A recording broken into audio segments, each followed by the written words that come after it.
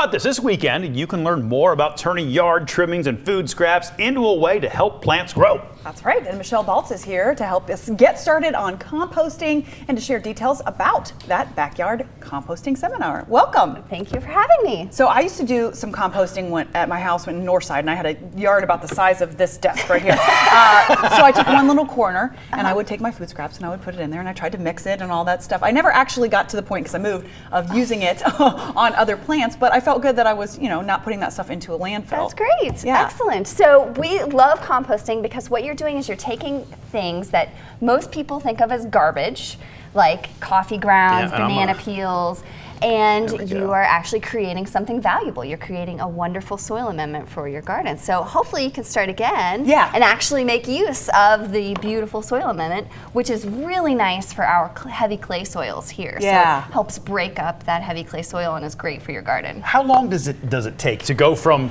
this to that? It depends on how much work you want to put into it. Okay, so fair if enough. you're a lazy composter, I would probably be a lazy composter. and you just want to put the stuff in there, it'll take about a year. Okay. If you want to get in there and turn the pile and get air in there, it can take 3 months, 4 months, and you can have finished compost. Really? 'Cause I've heard the year thing kind of before. I didn't realize if you apparently I've been listening to a lot of lazy composters in my life. And it's all right. I know there are a lot of different things that you can do. I mean, there are containers you can buy for inside and outside. At one point, I had one for inside. It started to get a little stinky, so I took it outside. But you don't really need that. I mean, you just need a hole in the ground, right? Yeah, you really do. I mean, you can compost just a pile is fine. You can build a wire bin and compost in that, or you can get creative and put some pallets together, or you can buy a compost bin. There's most hardware stores will sell compost bins, and it's very easy. So this is something that you would use to collect your kitchen scraps in your kitchen, and then you would bring it out to your compost bin. You could not compost in something this size. It has to be 3 by 3 by 3, so it has to be a pretty good size. And you're going to want to put a lot of leaves in there, so you want to put at least 3 parts leaves to 1 part kitchen scraps. Okay. And then you're going to get some wonderful finished compost. Just leaves or leaves and grass clippings? You can do grass clippings too, but leaves are really important because they're the brown material that's going to balance out all the food scraps. So usually when you have a pile that gets stinky, it's because you haven't put enough leaves in there. Interesting. Any don't put it in there stuff in terms of food scraps? Absolutely. You don't want to put meat. Okay. Bones, any kind of dairy is going to get pretty smelly. You do not want to put pet waste from dogs or cats. Okay.